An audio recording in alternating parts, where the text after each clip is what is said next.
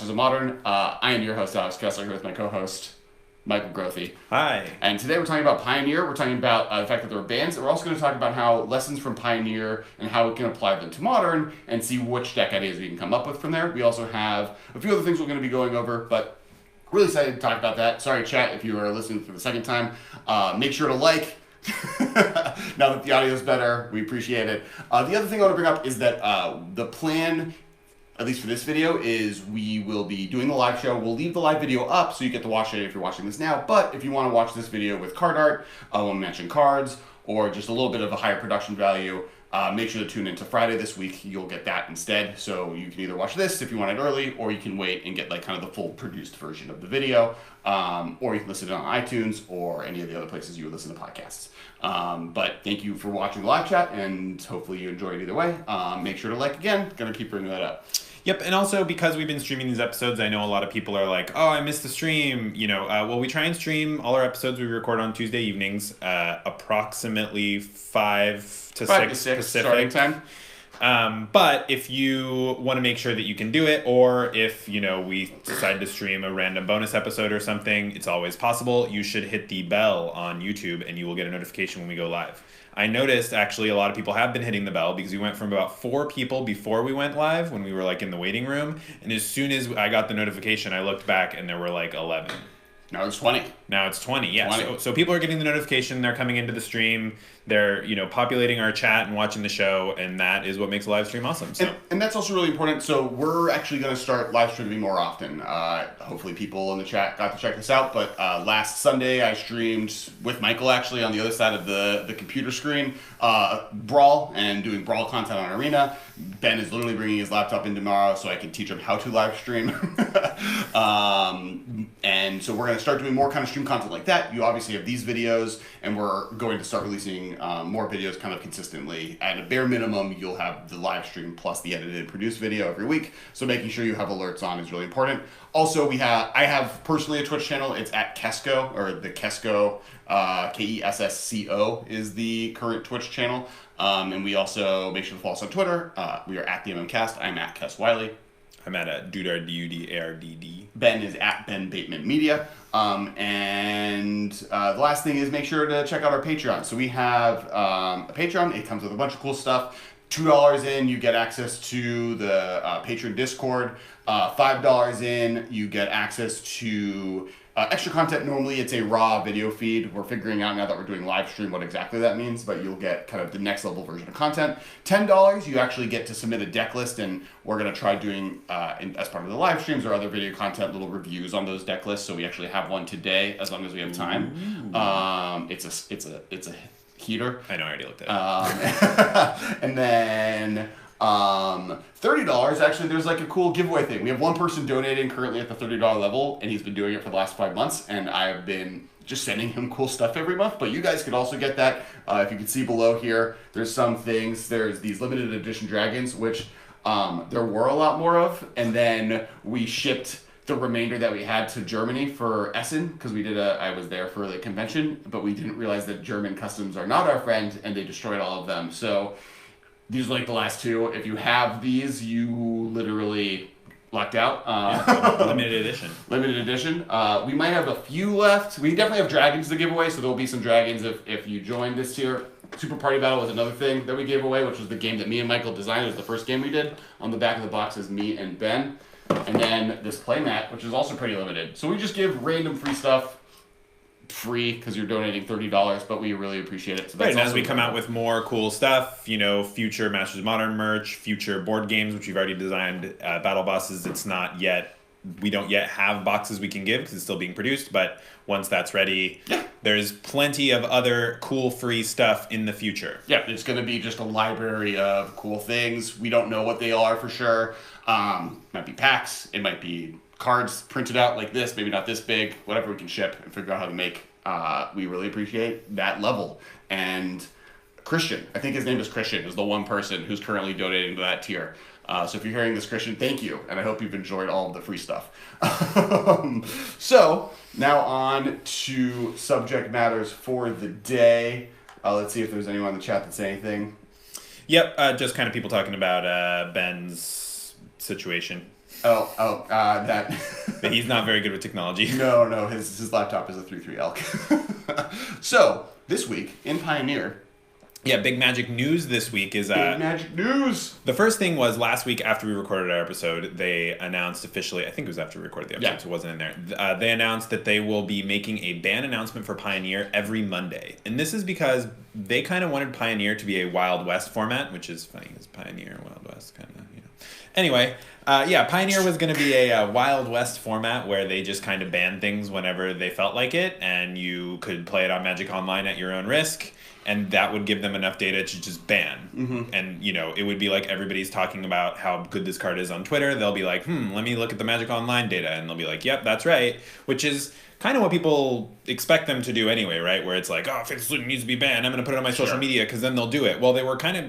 seemed like they were planning on doing that for Pioneer. This is kind of like, they almost like were like, hey, we hear all of your things about Modern, because no ban less Modern is something that comes up pretty regular, right? Like, and people's thoughts are like, hey, we should unban everything, see what happens, let the dust settle, and then restructure the ban list around that format. And because people are always like, you know, free Twin or free, you know, Green Sun Zenith or Birthing Pod or Stoneforge Mystic until they freed Stoneforge Mystic, or Bitter Blossom until they freed Bitter Blossom. Right, and interesting enough, almost every single card they've unbanned did nothing after they've unbanned it. The best, I think, is Jace and Valakut were both kind of immediately decks, and then Golgari Grave Troll got unbanned, did nothing for a year. They printed Prized Amalgam, or they went back to a graveyard set, and as soon as they did it, it was like, oh no, we have to ban this card. Prized Amalgam was a big one, but yeah, and Cathartic Reunion. Those two cards, one after the other, between two sets was put us into a position where they were like, oh, right, Golgari Grave Troll is probably too much. But for the most part, there's a bunch of cards, so people have thought of that. So for this, what they created, they're like, hey, why don't we just do it? You guys can try it out. And then they had planned to have no paper tournaments for Pioneer until next year when they started doing it for Magic Fest. So their timeline was kind of like watch Magic Online for a good 3 months plus, and then we start having GPs after that. Mm-hmm. And we'll, you know, at that point, we'll know what the format looks like. We'll make some sensible bans. Unfortunately, the hype around Pioneer was such that Star City Games and Nerd Rage Games and some of these like larger tournament organizers in the U.S. started just running high-stakes Pioneer tournaments that are high-profile. They changed the format of the Invitational to Modern and Pioneer from Modern and Standard, and then Nerd Rage changed one of their standard GPs to Pioneer, which like...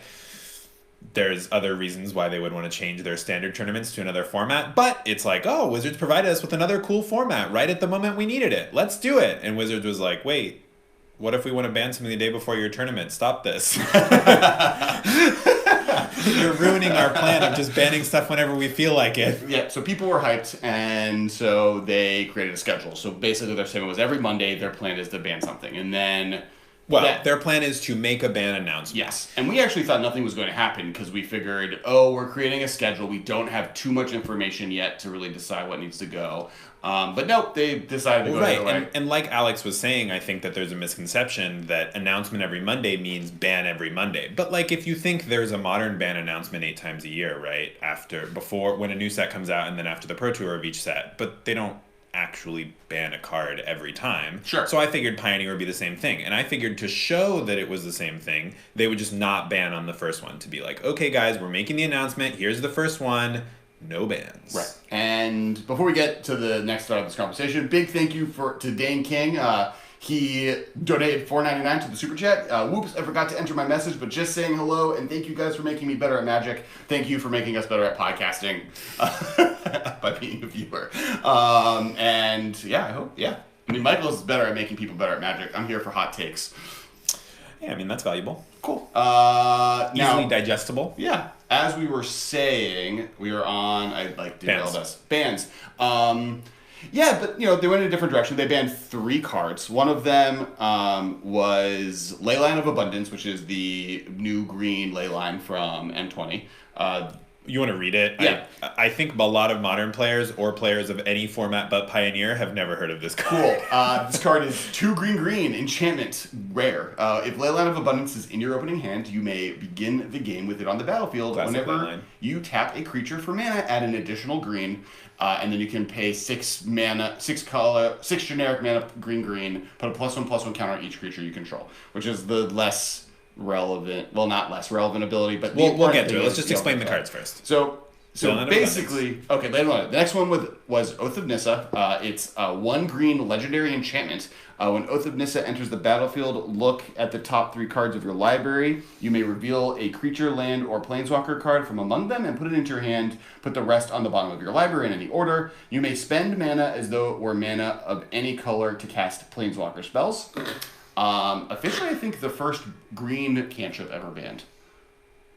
Yeah, I guess it beat out Ancient Stirrings. Yeah. Ancient Stirrings, dodged that one.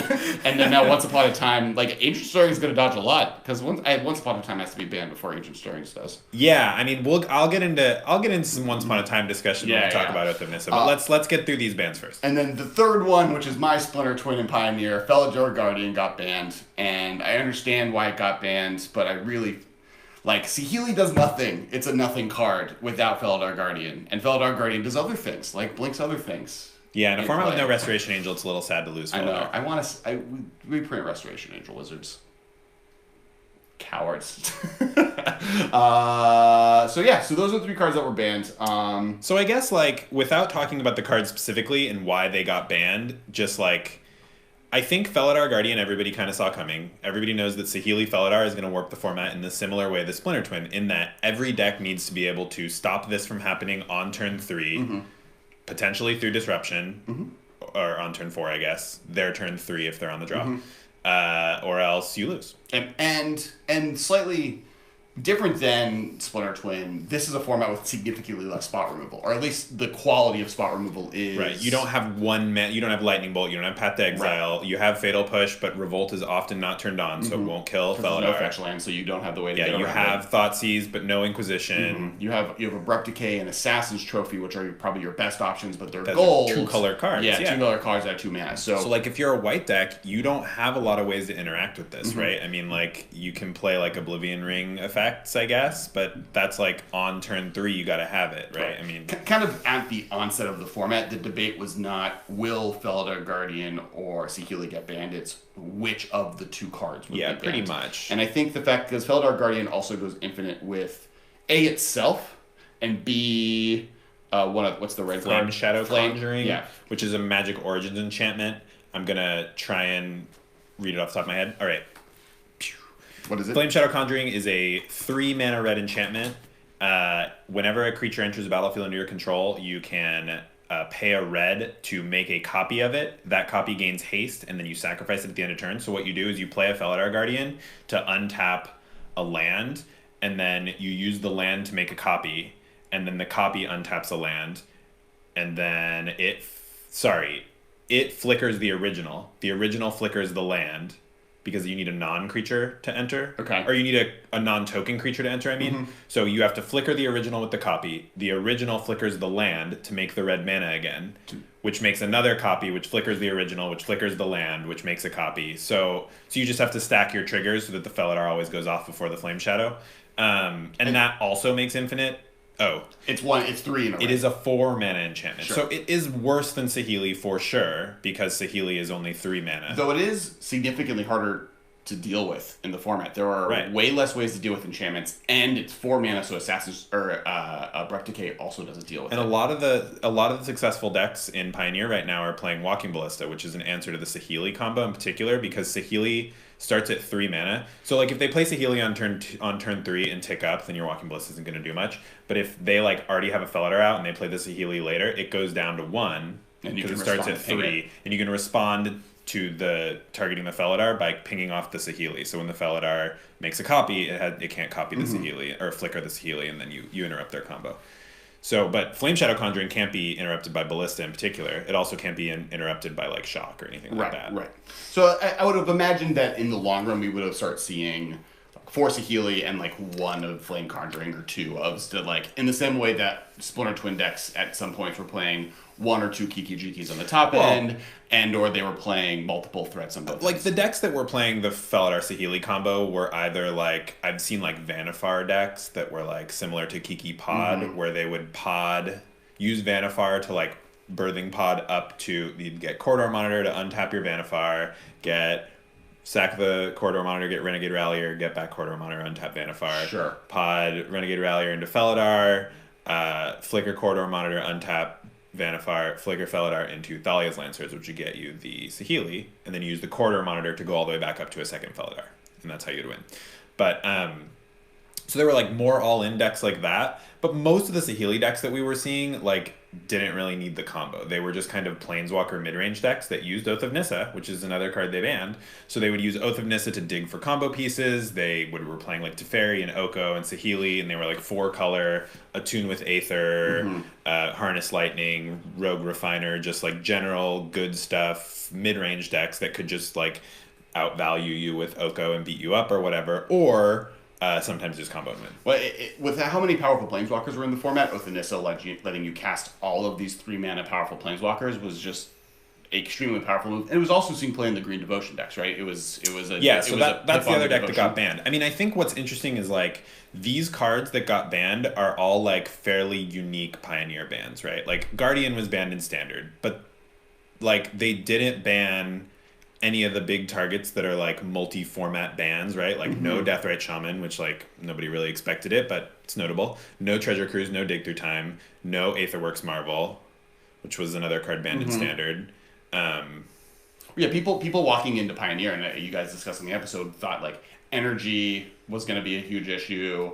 Mainly Aetherworks Marvel. Yeah, right. Like there are decks playing the energy core. It's not as busted because there's like more answers to what they're doing and more ways to generate value. Sure. Like the problem was it was just the best value engine in Standard, and it was like really hard to keep up with it. Now that Felidar Guardian has now been banned in every format other than Modern, not I guess below that, but on its way to Modern, it's Pioneer, slowly getting banned in the way.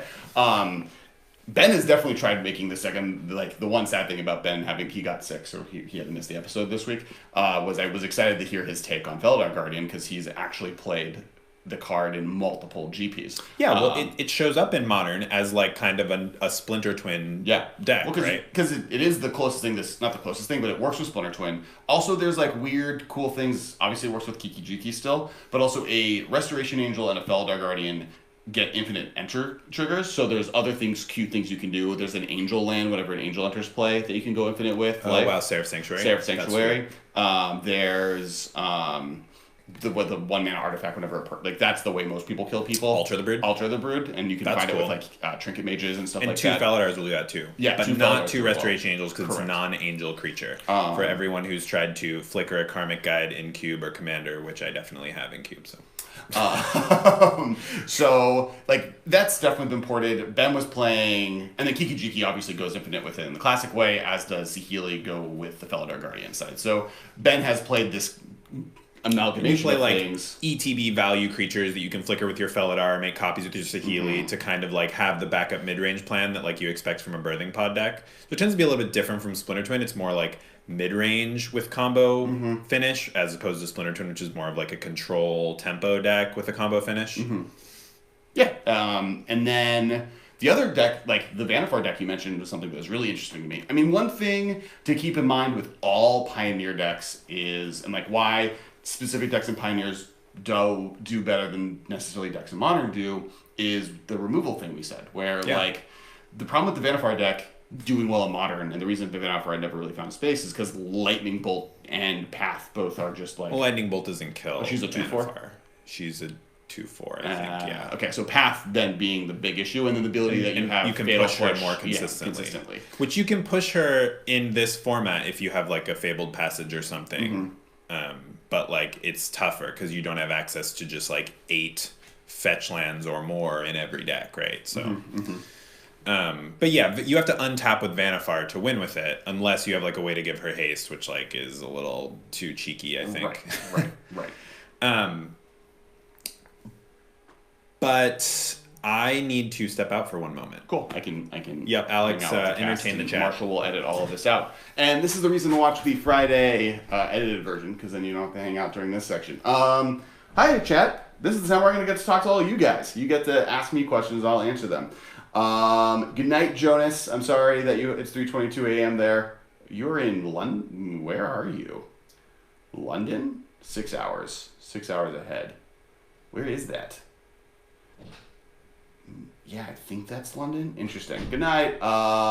Splinter Twin is gone. R.I.P. Splinter Twin. for Modern. But maybe we can make Saheeli Ray decks. I mean, I think actually I didn't even realize the tech, and the fact that the world kind of didn't realize the tech of Flame Shadow Conjuring is interesting for Modern, because that, like, one of the issues with the Felidar Guardian side is it's much easier to deal with Saheeli in Modern than I think it is, and it's such a slower combo. One of the things that Splinter Twin had going for it was that it was instant speed, and now we have the option of an enchantment and the creature that you play once you play you win.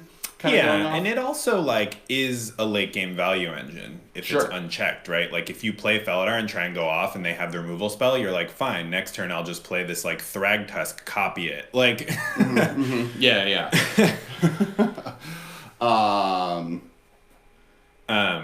And then you swing with your 5/3, make 3/3. You're just like in value city, right? So that's kind of what I want this episode to be about, right? Is that like there is tech emerging in Pioneer because people really have to stretch their creative muscles to create decks in this totally new environment, and I think there is some stuff that Modern can learn.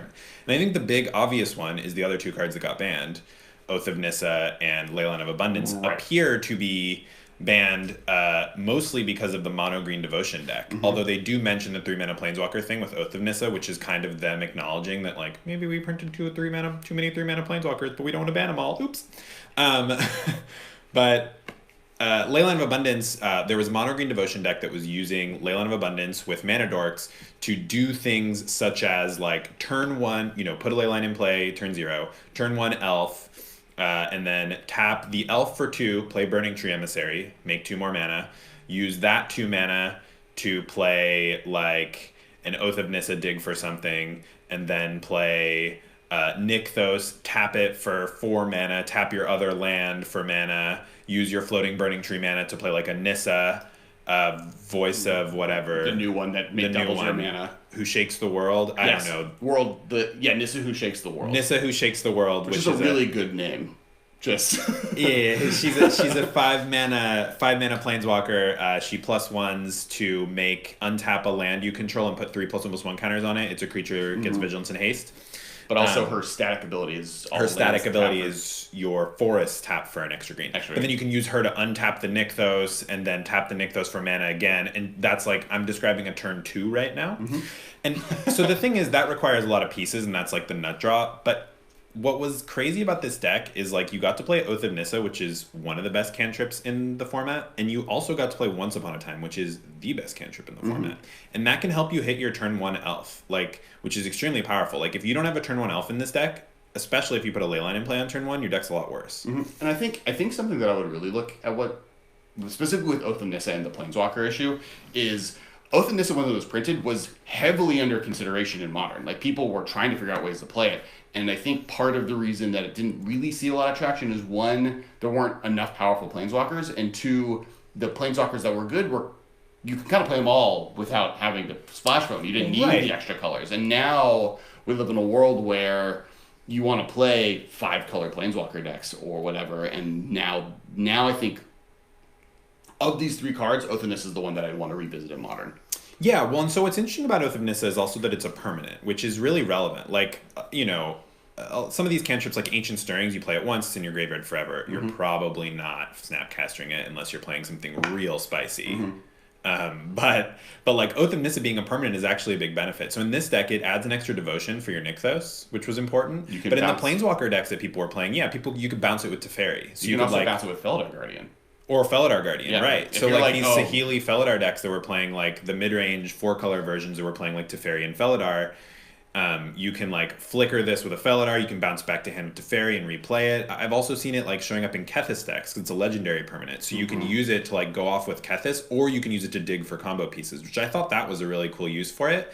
And if there is ever a Kethis deck in Modern, I think for sure it gets played. Yeah. And I think Kethis is pretty close Modern. And partially because Kethis is another card that dodges Lightning Bolt. Like it doesn't dodge Path, it doesn't dodge Fatal Push. Nobody dodges Path. But you gotta be a slippery Bogle to dodge Path. Yeah. They're slippery. They're real slippery. They're so slippery. I can't even say them correctly 90% of the time. These Noggle decks everywhere. Slippery Noggle. Slippery Noggles. Yeah, so I think Oath of Nissa is definitely an easy port. And I do think the mono green devotion decks are. I think and we're not going to talk about leaks on this podcast, so don't worry. There were Theros Beyond Death cards, but I didn't even look at them. Might even look at them. I can't talk about them. He can't, even if I wanted to, which I don't. Okay.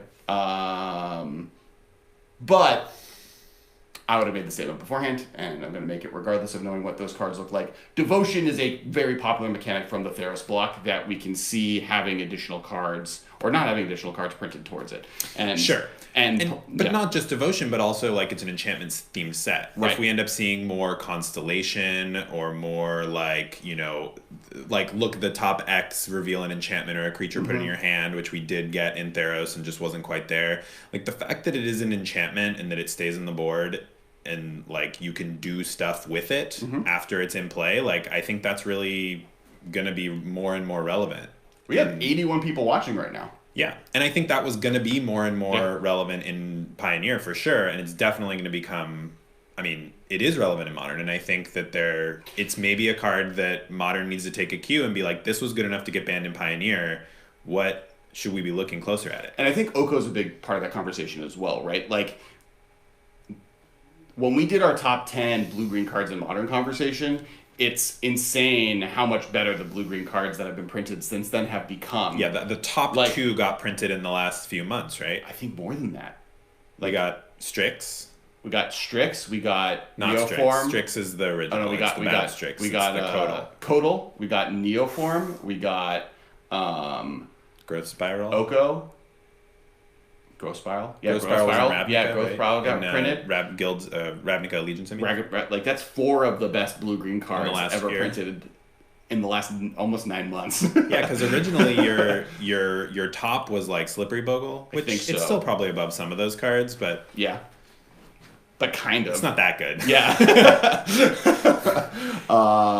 So like that's insane, and kind of was also the limiting factor on there ever being like Sultai decks, right? Or like there was never really a good reason to be playing that color combination, or really blue-green in general. Bant is another color combination that like the one time I tried, I was playing not Lore Scale Codal.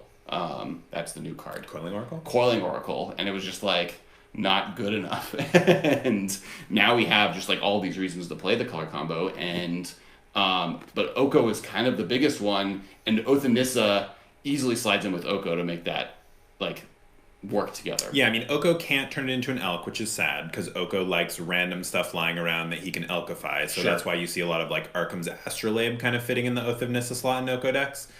Like you'll see a lot of Snow Oko, maybe playing I always want to call it Strix Codal, just because you're playing Snow already. But that way you can like turn the Astrolabe into a 3/3, and you can't do that with Oath of Nissa. Like Oath of Nissa to me slots better with like Teferi, because you can bounce it, or like I don't know. I mean, I think the Planeswalker thing is not even super relevant. Like it was very relevant in the Saheeli deck because the mana is worse in Pioneer.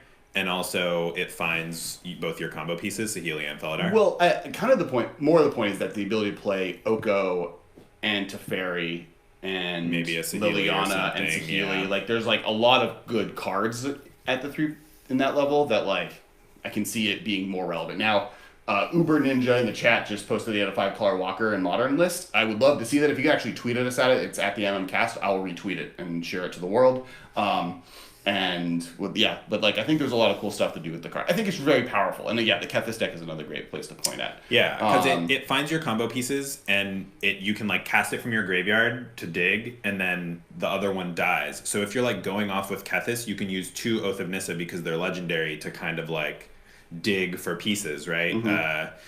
By replaying them each time you activate Kethis. And then also, I mean, it's legendary permanents you can just exile from the graveyard if you're like milling yourself with Diligent Excavator or whatever. Yeah, I mean, I think Oath of Nissa fits in a lot of cool ways because it is a uniquely permanent cantrip, right? But also, this mono green deck just like could just port into Modern. And I think the reason that we hadn't seen anything like this in Modern is because Once Upon a Time has been insufficiently explored in Modern. I really think that Once Upon a Time is the card that made this deck tick, and I think Oath of Nissa, despite being like a powerful card that slotted into multiple decks, I think took the bullet for Once Upon a Time because Once Upon a Time is a new card that they don't want the bad publicity of banning yet. Well, and Modern has Modern is often slow to react, especially to a bunch of new cards printed all at once that you wouldn't think would necessarily go together. And then 2, kind of once all these cards were printed, we were at a Modern season. We're like into fall. People are focusing on Pioneer. There's not really another Modern GP Been a lot for of a while. Standard tournaments, and people have been focusing on Standard. And then Pioneer came around right when people started getting sick of Standard. Which is why we saw these big TOs switch their And at the same time, and Brawl, even like Brawl Online, like there's a lot of different buzz right now. There's a lot of different ways to play Magic, and which is why we're even talking about Pioneer right now. But the fact is that Leyline of Abundance, Oath, and Once Upon a Time, and Nissa the World. I all think got printed within underexplored card in Modern as well. Yeah, and like Mono Green Devotion has always been a little bit of a thing. It's been a very casual focused deck. But there's always been 2 versions, and there's actually been 2 versions in Pioneer too. And the other version actually didn't take the hit. It's like the aggro version that plays Aspect of Hydra, like a mono green stompy, where like Aspect of Hydra is your like devotion payoff. And I do think that's the deck that has the most likely benefit from Theros block. Like that's the type of stuff that I can see them being more aggressive on, is like aggressive devotion effects versus Nykthos. Ramp. Nykthos is like the best devotion card ever printed, and I don't think that it will ever, like, I don't know that they can print a better. Yeah, right now the best devotion cards are Nykthos, Grey Merchant, Master Waves, Thassa. Something like that, yeah. Aspect of Hydra? Aspect of Hydra might be below that, which is a little sad, really. Yeah. That, like, that's the next best pump spell. Well, remember... Yeah, gods. I get, like, Thassa is the best god, or seen the most constructive what god is better than Aspect of Hydra? Ooh, just Thassa. And Commander, but none of them because of Devotion. Like, you don't... Like, almost Devotion is actually a drawback on most gods, because the reason you're playing them is that they, like, are the enchantment half. So, like... Well, in Commander, yes. In Constructed, like, you want to attack with an unblockable 5/5, I think. Or not an unblockable, but like an indestructible 5/5. But no. But like, if I turned on, I'm gonna say Perforos, but that's not it. What's the blue-red one? Keranos. If I turn on Keranos and your opponent can pass it. Yeah. So like, the point of that card was always just to like, but it depends you can't deal with this card. On the god, right? Like Perforos, I think you do want to turn on because you want to attack for 6. Well, you're like probably aggressive if you're playing Perforos. I don't think Perforos has ever seen play in Modern. Perforos gets played in Brews. Sure. Yeah. Okay. In like token Brews or like infinite combo 2 Felidar Guardians going off Brews. Yeah. I've seen it. And that's definitely. It's not like a prolific card, but I think Aspect of Hydra is probably better than Perforos. Yes. yes, absolutely. In a competitive environment, obviously not in like Commander where Perforos and Avengers Zendikar are tooth and nail, garbage, whatever. I think it's better than Grey Merchant in Modern. Like Perforos? People have tried. Aspect of Hydra. It's close. I think it goes like, in my head, I would say Nykthos, Master I think of them Waves. both as like cards from good budget fringe decks. Sure. Is what I think of them both as, fairly equal. But I think there are mono black zombie decks that don't play Grey Merchant. Of course there are. Well, I guess there are mono green devotion decks that don't play Aspect of Hydra. But anyway, back to the subject at hand, this Pioneer mono green deck. Perforos is lethal with the Felidar Resto combo. Yeah, it is. Yeah. Well, that's what I was saying. I said that. Yeah. So did the chat. Carter Miller. Oh, yeah, I guess they're behind a little bit. Maybe they said it first. Well, that's how the chats work. Yeah. Especially on the Mevo, there's like a delay. I'm not used to it. I'm not. I'm still not.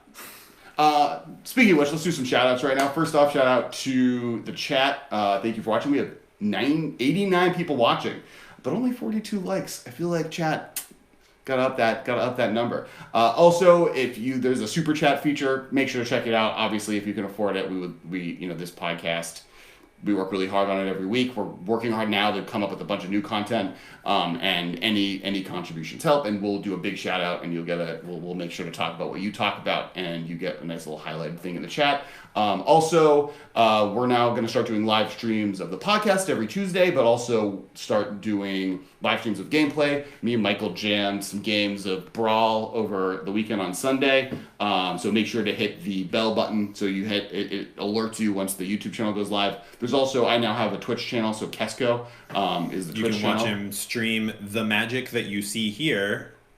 Also, you can watch him stream shooters. Yeah, Apex and Destiny. More importantly is the Magic. But hey, if you want to watch some Alex Plays Apex, you can watch that too. That's true. Or other games. On his Twitch channel. I don't think he streams that to the Masters of Modern YouTube. Right? No, I can't. The system can't do both. Oh, that's good. I have to choose. It's probably better to keep the Masters of Modern mostly Magic focused anyway. That's the plan. They might not be Modern focused, but it'll be Magic focused.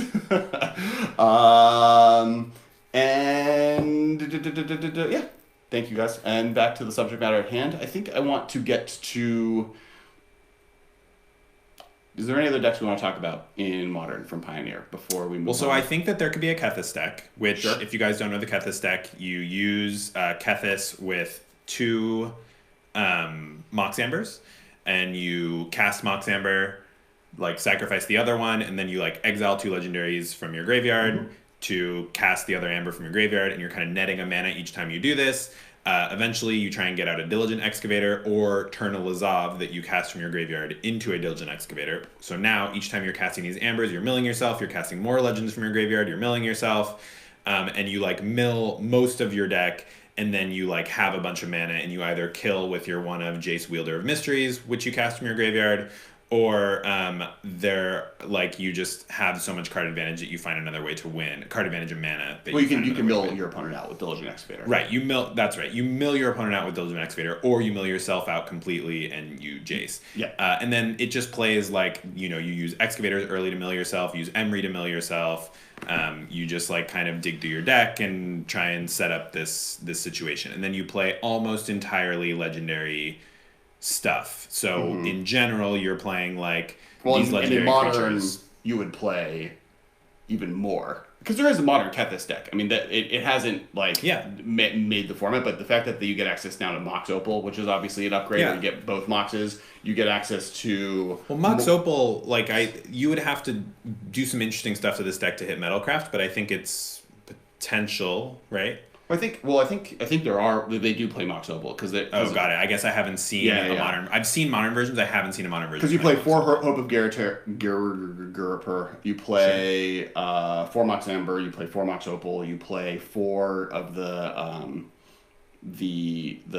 other 0 cost artifact that lets you draw cards that I'm forgetting. Oh, from your favorite set, Mishra Bauble, and then you play some amount of artifact lands maybe to turn it on. Yeah. But then you also play the legendary lands, the blue ones. You play Darksteel Citadel? I think it's like a 4-color deck. Maybe you don't play Darksteel. But you are playing legendary lands. Yeah, and you're playing legendary lands. So you get kind of a lot of power through that, and Emery just is so good in the deck on top of that. Yeah, you can just like cast like a random Mishra's Bauble from your graveyard. You can do like the Mishra's Bauble Emery thing to just like draw an extra card every turn. Yeah. So like it has its own interesting plays. I think it just is kind of in a position where Urza is still a more powerful version of what that's doing at the moment. Yeah. But that's the other. If Urza gets a ban, there's a ban from the Urza deck. Not like if Urza gets banned or even Mox Opal gets banned, this I think is waiting in the wings to be the next Emery deck. Correct, because this deck does not require Mox Opal to be good. Yeah. Where Urza needs it a little bit more, and that's the other reason. Like people, when I posted why isn't Mono Green Devotion seeing more play in Modern, there were 2 main responses. The first one is that different pieces of it are a little bit less resistant to the removal in the format. The fact that it like needs one of its mana dorks to survive until its next turn it makes it hard for it to do as well. Though it does have like the Burning Tree Emissary aggro attack options. The other thing people brought up is that just like Tron's still better. Like the fact that like Tron if you had to spend Tron is more consistent, but it's less explosive. And I think that with Oath of Nissa and Once Upon a Time, this deck uses those cards so much better than Tron. You're getting to the point where you're like more explosive and maybe more consistent. You think it uses Oath of Nissa and Once Upon a Time better than Tron uses, say, Map and Ancient Stirrings? I think it's like close. Okay. I mean, yeah, I agree. Like with that. Map costs more mana for sure. Sure. And you get to have these turns where you like activate Nykthos for 7 mana, play, frickin' Nissa, untap it, make 9 mana, and you just like get to do these outrageous things. And you can obviously do them starting turn 2 or 3. But if you end up doing it later in the game, like the deck grinds okay. You're playing some late game air, like Mana Dorks and Burning Trees. But, like, obviously Tron has some late game air. I would say that it has a little bit less, which makes it more consistent. Mm-hmm. But, like, access to late game Once Upon a Time when you have, like, mana but no payoff, like... Yes. Well, they both have, officially, with Oath of Nissa being banned, some of the best cantrips of all time. I mean, easy top 20 cantrips of all time, and maybe all of them are in the top 10. I think Once Upon a Time is, like, definitely... one of the best cantrips of all time. Yeah. I'm going on record. Yeah, I think you can say Top that. 5. Top 5. So, like, this I is know the you love world to rank of things. Brainstorm. We're getting Alex on ranking stuff. I know that you've opened Brainstorm, Preordain, Ponder, Serum Visions. I put it above Serum Visions. Above Serum Visions. It's above Serum Ancient Visions Stirrings? for me. That's close. That's close. So, Once Upon a Time, I think, is more broadly good than Ancient Stirrings. Ancient Stirrings, being highly specific, is very good at what it does, but it also costs mana. So, this deck in particular is looking to hit its 1-drop every game. Mm-hmm. And Once Upon a Time helps you hit your 1-drop. It also helps you find Nykthos. And, it does those in a way that, you don't have time to spend mana on Ancient Stirrings in this deck. So, if Ancient Stirrings was creature or land instead of what it is, I think Once Upon a Time would be better in this particular deck. I don't know that it would be better in every deck, because 1 mana is better than 2 if you draw multiples, right? But what about Faithless Tron. Looting and blue Faithless Looting? That I'm forgetting what Faithless it's called. Looting is probably better than this. Careful Study, I don't know. I think I like this better than Careful Study. Okay. It nets you a card. Careful Study is only good in graveyard decks. Faithless Looting, because of the flashback, is good even in mid-range decks. Right. We've seen Jund playing Faithless Looting sometimes. Well, Mardu was a mid-range deck. Mardu playing Faithless Looting. Yes. Right. I Yeah. mean, because of the flashback, you're seeing so many cards. So this is in the running for 5th best cantrip of all time, alongside Ancient Stirrings, where I agree. Yeah. So it's it's Brainstorm, which is I think just on no, it's not in the top 5. We forgot one. I'm going to say Ancestral Recall. Yeah. That doesn't count because it draws 3 cards. Okay. Cantrips Doesn't count. Cantrips Okay. net you a card, One right? card. I mean, I guess Okay. Faithless Looting doesn't, but it's honorary. Okay. So Faithless Looting's honorary. excluding cantrip. Power 9 that break the rules of the game, we have Faithless Looting, not number 1. We have Brainstorm at number 1, Faithless Looting at number 2, Ponder at number 2, Faithless Looting at number 3. It's better than Preordain. Really? Absolutely. Preordain doesn't see Modern Legacy play. Faithless Looting does. Preordain does see Legacy play. Not as much as Faithless Looting sees more play. Yeah, it's better than Preordain. Yeah, I guess. You have to build around it a little bit. That's the thing in these power level discussions, right? Sure. Is it's Faithless Looting is the best card in one deck. Well, but Faithless Looting isn't the best card on one deck. It's the best card on 8 decks. And Preordain is the 7th best card in 10 decks. Yeah. So I would say Faithless Looting, Preordain, and then we get in this green. I shouldn't have gotten Alex on the subject of rankings. This is great though, because you can't put rankings in front of Alex. You'll spend the whole podcast ranking stuff. Yeah, at that but point. now Marshall can edit this into a single little video that we post as a separate Best thing. 5 cantrips. Best 5 cantrips in Modern. It is Once Upon a Time in Magic. Best 5 cantrips in Magic. The episode. In Magic, the video. So in Modern, with almost all of those cards banned, I would say that this is in contention for best cantrip in Modern. I think it's better than Serum Visions, and I think it's comparable with Ancient Stirrings, maybe better. I think it's this. I think Ancient Stirrings Free is still so powerful, but the decks that are playing Ancient Stirrings are just playing this card too now. 1 mana late. One of the powers of a cantrip is late game, and late game in Modern is turn 4, being able to dig for a thing you need. Sure. And Once Upon a Time can't do that very well. Well, it does do it. It doesn't do it as well. Well, it doesn't dig as deep, and it costs more mana. It does. It's 4, isn't it? It's 5. It's 5? It's busted. That card's dumb. You think that card's not busted? Where is it? I don't see a copy of it. They didn't ban it yet. Don't worry. You can't In the search wrong on the ban space. list. There it is, right? That's the deck. All right, artifacts are better than creatures. Or colorless is better than creatures. It's close. I think that depends on your deck, don't you? Yeah, in this so mono it's green the devotion conversation deck. of free once and 2 mana the rest of the time versus 1 mana all the time. But Modern is fast enough that free once is worth a lot. Especially when you're looking to be an explosive deck like this mono green devotion deck, or Neobrand, or Amulet, where every mana counts in the early turns of the game because you're looking to turn 3 combo. And if you don't turn 3 combo, fine, you just pay 2 mana for it, right? I mean, it's not your fave, but it gives you that explosive potential that we're tweeting it out. Mm-hmm. It gives we're at you that 90 people watching. I want to get to 100. Oh, we can live. Do it. We are. It gives you that explosive potential that I think is important in Modern, and I think that explosive potential is what they didn't like in Pioneer.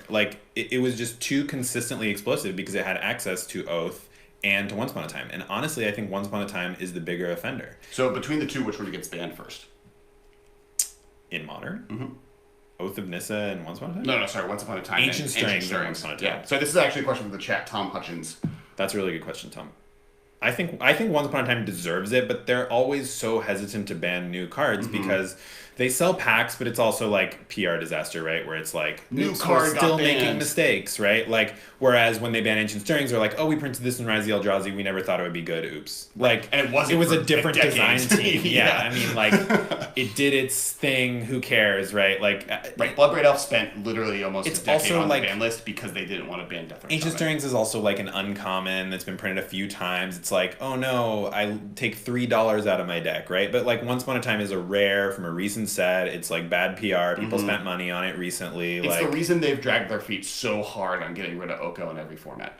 Right, and like I don't think Oko is going to go in every format anyway, even if people don't like. When Oko. I said every, I meant any. Yeah, they've been dragging their feet with every format to ban it in any format. Yes, sure. I accept. Yeah, I don't know. I feel like, I think that hurts Ancient Stirrings' chances of surviving as long. I also think that Ancient Stirrings is only powerful in more problematic style decks. Because colorless cards are maybe like a lot of the most busted cards around. Right. You're stuck with Eldrazi, Tron, Prison-y style decks, or like Lantern. There are a lot of busted creatures too, though. I mean, I think creature is such a broad category. But removal for creatures is also broad. That's true. Like if you're taking easiest to kill permanent, creature is the easiest. That's true. It does get a land as well, but so does Ancient Stirrings. Sure, so does Gets a land for free. No. But we've had this conversation. Look, free is the best price. I can't think of a price that's better than free, Alex. 1 mana 2 times, I guess. Is that better than BOGO free? Oh yeah. So what about that, right? Like you played 2 Ancient Stirrings, you played 2 Once Upon a Time. Spend the same amount of mana. True. Third Ancient Stirrings is where you get the discount, right? Yeah. But at that point, who cares, right? Yeah, but over like, I would much rather. That's why what not kicker. If you're digging, what's the you pay Echo?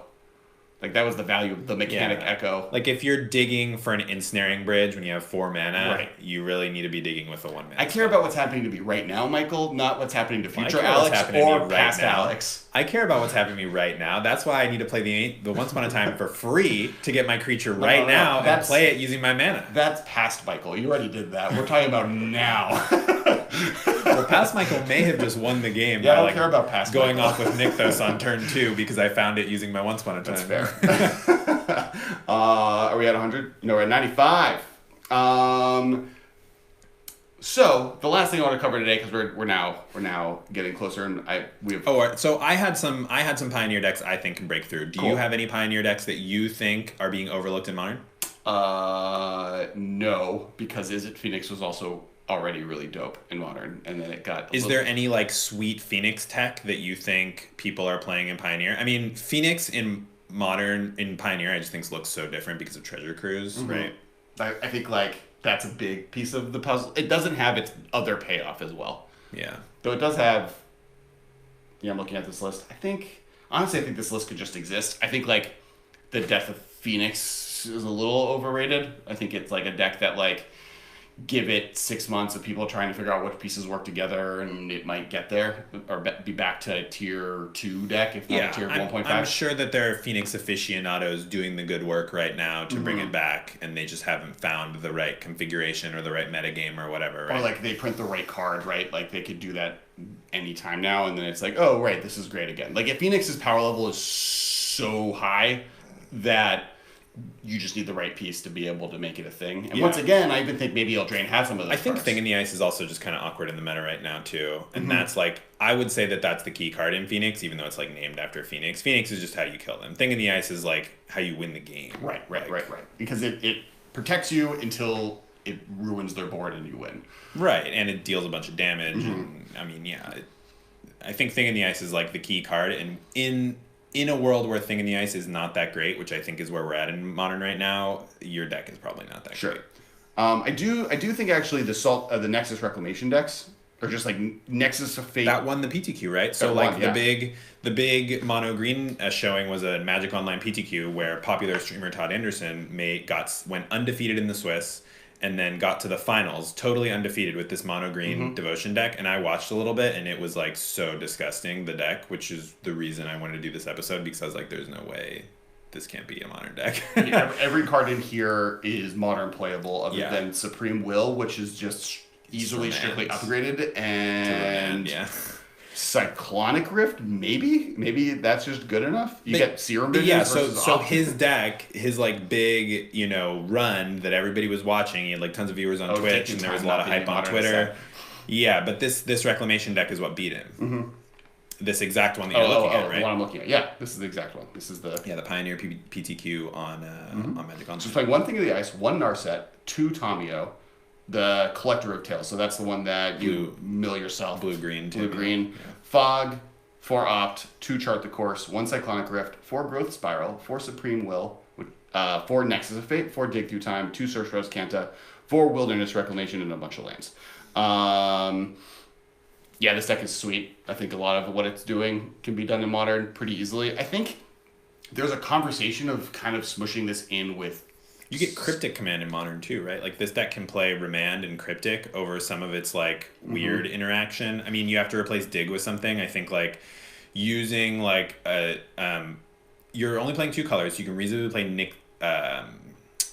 Mystic Sanctuary. So you can play Mystic Sanctuary with Cryptic to like have that little combo going with like, Growth Spiral to like actually help you like go up on lands like a little bit, and then you like... I also think instead of just playing Dig Through Time, like playing 4 Cryptic, 4 Serum Visions, 4 Opt does a lot of that, right? Like you, instead of having targeted dig, you have... Visions. Me too. I'm on the unbanned preordained train. I know. You could also play... What's the card that you were playing? What's in Scape Shift? Telling Time? Anticipate? No. It's the 5-mana tutor that doesn't do anything other than get you the Reclamation, I guess. Ring Delight? Yeah, it's meh. Oof, you'd be playing 4 colors for that? I don't think that's worth it. Yeah, not worth it. I think, just off the top of my head, Mystic Sanctuary is better than that, and I also think not messing up your mana base and taking a ton of damage is worth it. Well, I think, what about just being Scape Shift on top of that? Like, Nexus, Reclamation, Scape Shift, Hybrid? Yeah. Yeah, maybe that's a thing. I don't know if it's better than either deck on its own, though. Sure. It might be too clunky. But it's like an interesting thing you could test, since they're playing many of the same cards. Right. They're playing the same blue cards, right? You get Snapcaster in this deck, which does a lot of work to replace the digs, too. Yes. Right? Because, like, Snapcastering a Remand is like, you might as well just cast Dig Through Time. Like, it's the same thing. Ooh, 96. We were at 97. We're now at 96. Jonathan Warren join us. Yes, a live one. Oh, the Spike Feeders are on. Hey guys. Cool. Yeah. So I think that was the last thing I want to talk. They're a podcast. They're like the premier competitive EDH. You shout them out a little bit, right? CEDH. Shout them out a little bit. Spike Feeders are the premier competitive EDH podcast. Yeah, great. Spike Feeders. Yeah. Cool. I don't know. I just figured they're gonna... Spike Feeders tell me where to find you in the chat, so I can do that. But the last thing we need to do is we need to talk about the Patreon submitted deck list. Let's do it. Cool. While I look for it in the power of the internet, where can they find us, Michael? What do you mean, where can they find us? Like on Twitter. Oh, yeah. You can find us at the MMcast. You can find me at Dudard, Dudarde. I am at Tess Wiley. You can find Ben, the sick host, at Ben Bateman Media. I'm going to copy and paste. You can also find Alex on Twitch at Kesco. He sometimes streams a little bit of Arena currently, as well as some shooters that he likes to play. It's too big for the chat. I don't know how to post this list. It's fine. Yeah, we're fine. All right, moving on. We have to describe it for the podcast anyway, right? So So, so those who don't know, on the Patreon, you have the access to donate $10 every month, and if you do, you get the ability to submit a deck list for us to cover on the podcast. Jesse Pelletier, which hopefully I said your name right. If I didn't, I apologize. Submitted an Esper Faeries list.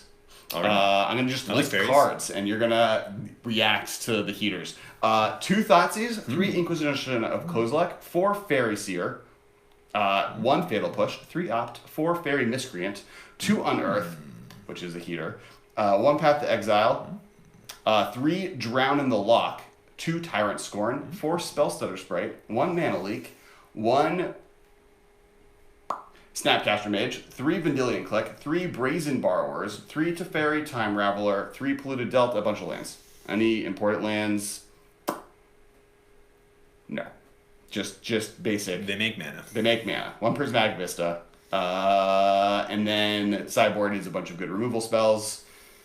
You got some Narset, some Rest in Peace, some Dovin's Veto. Yeah, pretty standard sideboard, nothing super spicy.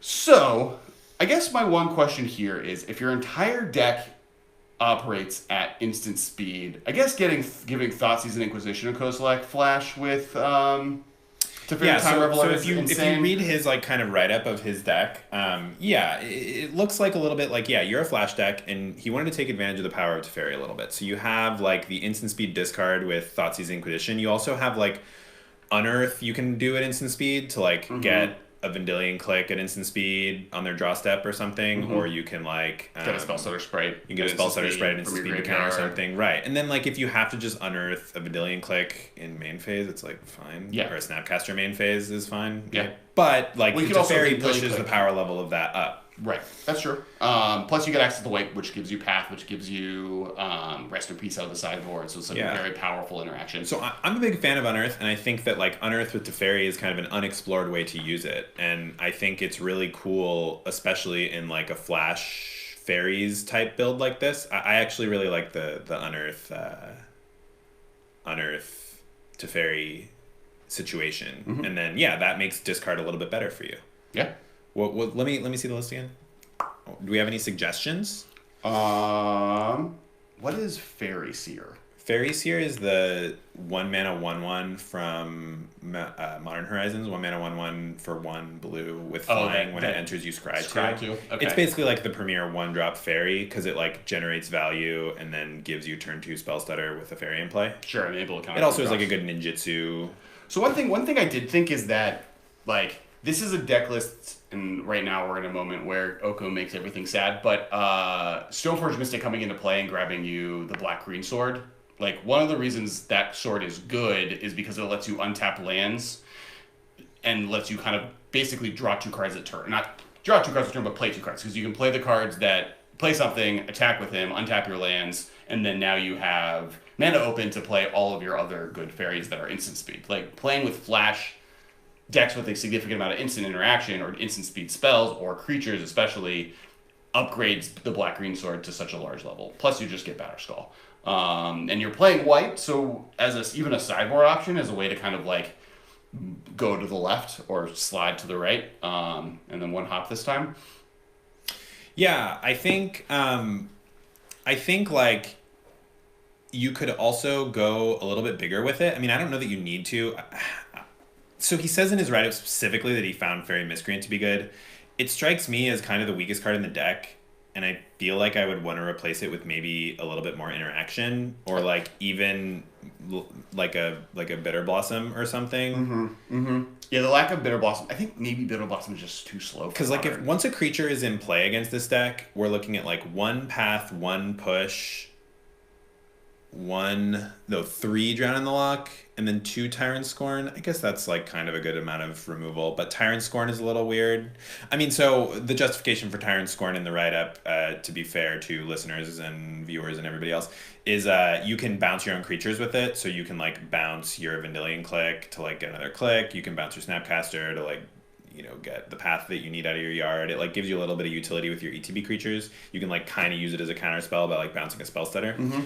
But I don't know. I mean, I know that like fairies without Bitter Blossom is kind of the way to go. I don't know. Faerie Miscreant just strikes me as kind of weird, and I feel like it could be something else. I think it might that's one card that playing with the deck and making sure, like, does this deck need the card draw that you get from Faerie Miscreant? Having not tested the deck at all, and talking about a card that somebody who has tested the deck is like, this is good. I feel a little bit like a fool, but I'm also trying to give advice. Yeah. No, I think well, that card specifically, because there's not a lot of card advantage in this deck, right? Like, there's not a lot of ways to dig to more cards. So having Teferi, which is slow card advantage in some ways, and then Opt is in here, right? But that's more just... I mean, like, if you play Teferi and bounce, like, your Spellstutter Sprite, you're chill. You're really I think Teferi, the more we've talked about it, seems the sweetest, because it also just, lets you rebuy all of your ETB effects, and then gives you instant speed Thoughtseize, which I don't know if anyone who's listening has ever cast Thoughtseize in instant speed, but it's great. Yeah, it's pretty cool. It's great. I mean, you could try and fit, like, Cryptic Command Mystic Sanctuary in here. Like, you're primarily islands, so, like, playing one Mystic Sanctuary is probably going to be fine. And then that, like, unlocks Cryptic Command, which is, like, a classic Faeries card. Because, like, passing with 4 untapped mana, you have so many options in a deck like this. Because you can Snapcaster anything in your deck. You can, like,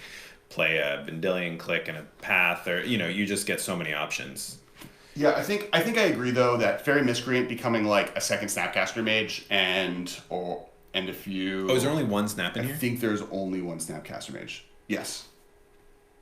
Oh, I'd like to see more Snapcaster Mage. I think you have a lot of great spells, and having redundancy on whatever is important in the matchup is really good. Like, being able to turn 1 Thoughtseize, turn 2, like, do a thing, and then turn 3 Snapcaster Mage Thoughtseize, or play Teferi, then turn 4 Snapcaster Mage Thoughtseize is, like, a lot of... Yeah, and I mean, like, in a reactive deck like this, a lot of the time you'll end up, like, certain cards will just be bad in the matchup, and certain cards will be, like, very important in the matchup. And so you'll end up in a matchup where, like, your opponent empties their hand, so, like, you pull a Thoughtseize late game, it doesn't do much. But, like, if, you have a Snapcaster, you can Thoughtseize multiple times against decks where that's going to be good, like Blue-White, or, like, Amulet, or like a combo deck ad nauseum or something. You can Thoughtseize them multiple times until they can never win. Or in the matches where, like, they empty their hand, you get 2 paths, or you get 2 fatal pushes, or you get 2 drown in the locks. And, like, against like a deck that is countering your spells or whatever, you can, like, use a Snapcaster to defend your spells with drown in the lock, whereas, like, fatal push and path now do nothing in that matchup. So one of the reasons you see a lot of time, like, Snapcaster Mage decks in Modern diversifying their spells so much, you get a lot more 1s and 2s of, is Snapcaster Mage basically makes every spell you cast redundant. Right. And so giving you access to that effect. And when you're playing at instant speed anyway, pretty much exclusively, plus you have, like, a little bit of cute Tyrant, Scorn, Brazen Borrower, Teferi action to, like, bounce your Snapcaster Mages. I feel like more Snapcasters is the direction I would want to go. What's you mentioned it earlier, but what's the Faerie that's like a 2-1 for 1 that lets you bounce something to your hand? Or maybe you did not mention that. Is that that's a card? That is a card. That's a Ben card. Yeah. I don't know the name of it. It's from Return to Ravnica. Yeah.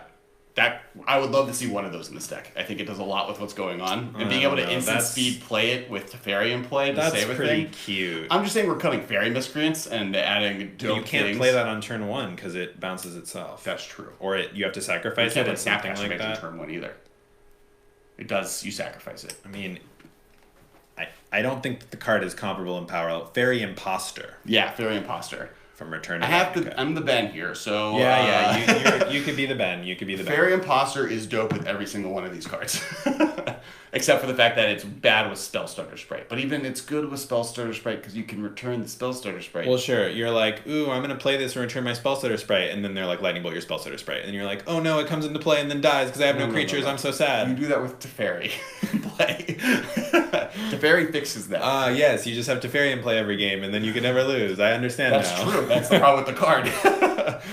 We haven't talked... we were going to talk... This is an episode that we wait for Ben, but we're eventually going to have a conversation. We did a brief subject matter on it last week. How insane just, like, the top 5 Planeswalkers of all time have basically been printed since last January. Oh, we're going to do a ranking episode? Yes. That's Alex. Surprising. Alex's alley. We did that last week, and we did that this week a little bit? Yeah. Well, this week's going to be dope. I'm excited for that to be its, like, own video of, like, top 5 cantrips. Hint, hint, Marshall. I'm sure we're gonna have missed one, and like somebody's like all the comments are gonna be like, "What about XYZ?" And we're gonna be like, Chat didn't murder us. Wow. Cantrip. I didn't have time. Because we didn't do top 10, we did top 5, which is a lot easier. Like Thoughtscour isn't a top 5 card. No way. Like, no, it's way. Great. I think it's not it even is close to any of the ones we mentioned. I think it is in the top 10. Well, but that's That's for another day, right. I think. What about what's the artifact cantrip? No, no top 10. No top 10. All right, and so I think that's it for the episode. All right, we're at a 95. We never broke 100. We might have broken 100. I think people left. All right.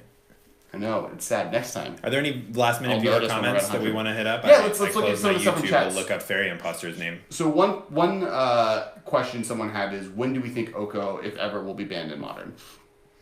I don't think we're there yet. I mean, like, the main deck that's playing Oko in Modern is the Urza decks, and I think the biggest problem in those decks is not Oko. I don't know that something out of Urza needs to be banned. I mean, we're, like, in the meta adjustment period, but, like, I don't think that Oko is the card that you ban from that deck, and I don't think there are enough other decks, like, oppressing everyone with Oko. Like, so one of the things about Oko is, like, it invalidates a lot of creatures that are bigger than a 3/3 and that are more expensive than it, because if you play, like, you know, a big... I'm trying to think of, like, a standard creature that might see play. If you play, like, a dragon, like a Skargan Hellkite or something, and your opponent is like, Oko, make it a 3/3, it kind of, like, is invalidating your cards. Mm-hmm. And in Modern, like, a lot of the cards are cheaper or have ETBs. Like, it's like a Goblin Guide, like, turn this into a 3/3, who cares, right? Like, a lot of the creatures that get played, like, even Tarmogoyf, like, you spend 2 mana on it, and it's, like, a 3/4, and they're like, it's a 3/3 now, and you're like, okay. Right. I mean, it invalidating artifacts, I think, is a big problem, and, like, it can hit, like, Primeval Titan, Ulamog, Wormcoil, like, some of the bigger creatures that do see play. I just don't think it's, like, as outrageous in any deck. And I want all of those cards to have better answers against them. Sure. Like, after Tarmogoyf, which I think is, like, the perfect level of Fair and Modern at this point, but every other card you mentioned, like, oh no, the Wormcoil engine is less good. I do think it makes cards like Kalitas less good, or like some other cards that, like, kind of get played, like bigger creatures. Thanks to Dane King, 24.99 on the super chat. Thanks, that's amazing. I think a Sultai control deck using Malera, Murder Strike Cap, and Alternate Dimension is cool. I think that sounds more like a mid-range graveyard value situation to me, right? Where you're, like, milling yourself with Alter to, like, generate value off of, like, Unearth or something, and then you, like, have a combo. Like, this sounds like a Birthing Pod deck to me a little bit, right? Except that, like, you're playing Alter Dementia, and obviously you don't have access to Birthing Pod. Yeah, you have the different tutors that are available. I'm trying to think what are the best ways to get to the top. Because, like, in control decks, you can't afford to, like, play cards that don't do much, because if you're, like, turn 2 Alter Dementia, and then you have a Malera stuck in your hand, and you're, like, trying to control the game, but you're, like, down 2 cards compared to your opponent, and your opponent is just, like, attack you with Tarmogoyf, and you're like, oh no, I don't have removal spells because I played cards that, like, didn't advance my game plan.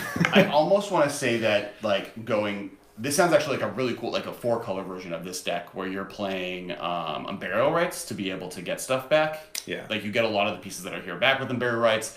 Like, you could even, like, put in Sun Titan to be able to get, like, a little bit like the mid-range French Rites decks from Standard back then that were playing, like, they were playing Grieselbrand as their big target, but they also had, like, Thragtusk that you could just reanimate a million times. And I've always, like, there was a while where I was playing a, like, Dredgevine list that was playing Vengevines, but my backup plan was just putting in Unburial Rites and Sun Titans into the graveyard, where I would just, like, get Sun Titan, and then I would get a Knight of the Reliquary, which will be like a 10/10 because I had so many lands for my deck, putting for the Hedron Crab. And, like, this is what the first deck I ever built in Modern, actually. So it was just, like, maximum value off of Hedron Crab, where the game plan A was just Vengevining you to death. But then game plan B was, like, during this time, I've been filling my graveyard with a bunch of stuff that's now valuable. And also, like, Sun Titan could get any sideboard card that I put in the deck back into play, which was kind of what I was doing with it. In fact, like, the big regretful loss I have is that I had, like, stickier sleeves because they were, like, older playing in a tournament, and I had 2... What's the 2-mana artifact that makes things cost 1 more? Instants and sorceries? Thorn of Amethyst. I had 2 Thorn of Amethyst in my graveyard, and I had 1 in play, and the other one was, like, under another card, and I forgot it was there. And, like, I was playing against a Storm deck, and if I had just gotten the second one, I, like, had the game locked. But because I didn't get the second one, or didn't get it into play because it was, like, under a card, game over. 1 tier. I was like, what keep me out of the tournament next time? But yeah, I think that there are really cool things to do with Altar of Dimension specifically. Yeah. Murderous Red Cap and Malera kind of don't combine in the right way, though what's cool about them together is you do get to, like, leave the color You could leave We black. can play that in black green Yeah. or in green red, right? Yeah, you don't have to have black. If you're green red, I think I might rather play Grumgully than Malira anyway. It's like a little bit better of a mid range card. Sure. They also are both goblins, so like we've talked on the cast before about like goblins persist decks, you know, with Grumgully and Putrid Goblin, I want to say, the 2-mana 2/2 with persist, and Red Cap. What's the sack outlet is the important one. It was our preview card.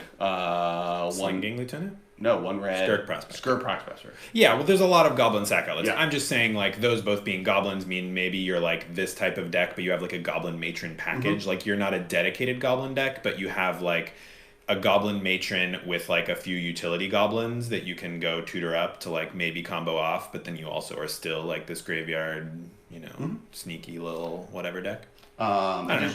Yeah, no, I think, I've talked a lot of time that, when Altered Dimension was previewed, my big, like, rant, because there's also the dragon, the 3-mana sack outlet red dragon, that you could do a Naya pod, or a Naya Malira combo deck that was never really possible, because you needed black for the sack outlet, and you now have at least 2 cards that can sacrifice Kitchen Finks and Murderous Red Cap, that previously you didn't.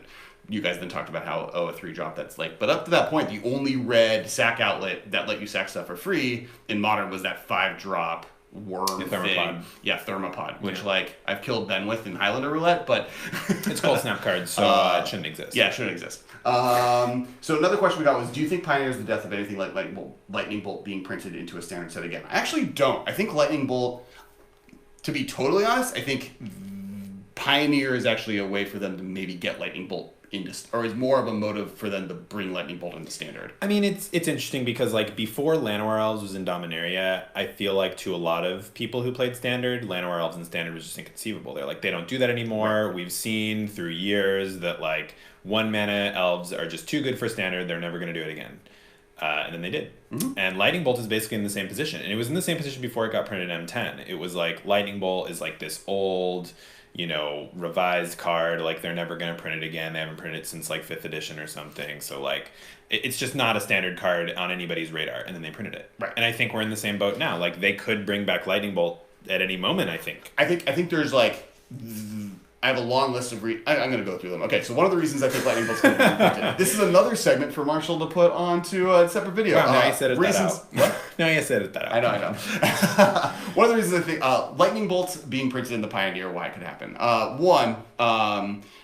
They would get the opportunity to once again print Lightning Bolt with the words, do 3 damage to any target onto a paper card. I think a lot of people would actually prefer to use that for, you know, for Oracle text clarity. 2, the Pioneer format, I think greatest weakness at this moment is its lacking removal features in the format. I think Path to Exile in Standard is too powerful. Greatest weakness, maybe not. It is definitely a feature of the format. We will see whether it's a weakness or not. But removal being so excluded to black and or black-green decks is something I can see them wanting to spread out. 3, the power level of Planeswalkers is so high, and the Lightning Bolt is one of the best ways to start fighting those cards. I mean, it's a main deckable way. And it's a main deckable way versus like having to have very weirdly specific ones. I literally had a long conversation, and we're eventually going to do an episode of like what white does in Modern and what white could do better in a future episode. But one of the conversations was like weird roundabout ways for white to handle Planeswalkers better. And yeah, like, I mean, like I've had a couple people send me Pioneer deck lists because I've been on the cast so much recently. People are like, you know, starting to hit me up on Twitter and be like, hey, what do you think of my deck?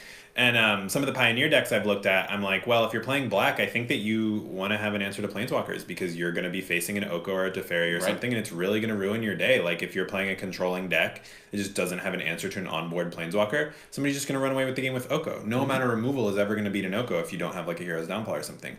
But that's, like, such a weird card, you know? Like, it's 3 mana to kill something, or, like, Murderous Rider or something like that. Like, you would prefer not to have to do that. Right. But I think you kind of do, in Pioneer at least. And I think right now we'll have time. Like I don't think Lightning Bolt's coming out within the next year, and if it does, great, because I love Lightning Bolt and I love to play it in every format I can possibly play it in.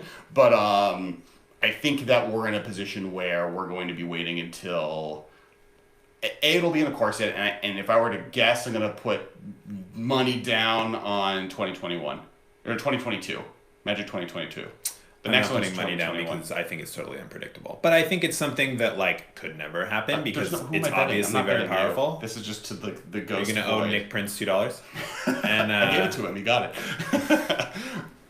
Yeah, I think Lightning Bolt has a high potential. I think it's something that always could could come around, but I wouldn't hold my breath. Sure. Is where I'm at. Yeah, I agree with that. Like it's obviously very powerful, and given the amount of testing they do on standard, there's probably a lot of situations where they're like, yeah, this is just not right. Mm-hmm. But someday it might be right. I mean, it was almost in Dominaria, right? Wizard's Lightning was almost Lightning Bolt. And Counterspell was almost, yeah. And if I were to bet money on which comes first between Lightning Bolt and Counterspell, I bet on Lightning Bolt. Yeah, it's safer because you don't wreck as many formats. What if they, like, should the Llanowar Elves have been Wizard Elf? One green, one colorless, if you have a wizard. No, okay, Michael's If you have a making wizard, an it's angry one face. cheaper. If you have a druid, it's one cheaper. Yeah, druid elf. So that's I think my thoughts on Lightning Bolt. I think that's anything else from the chat that looks anything specifically spicy.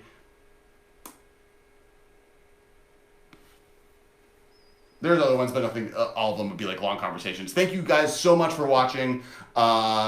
We'll be doing this every week. We're trying to do this every week. As again, the fully edited version of this episode will come out on the end of this week, and it'll have card images and everything out, so you can like see what we were talking about if you missed some things. Also, make sure to check out and subscribe. There's a little bell. You'll get alerts when we come live.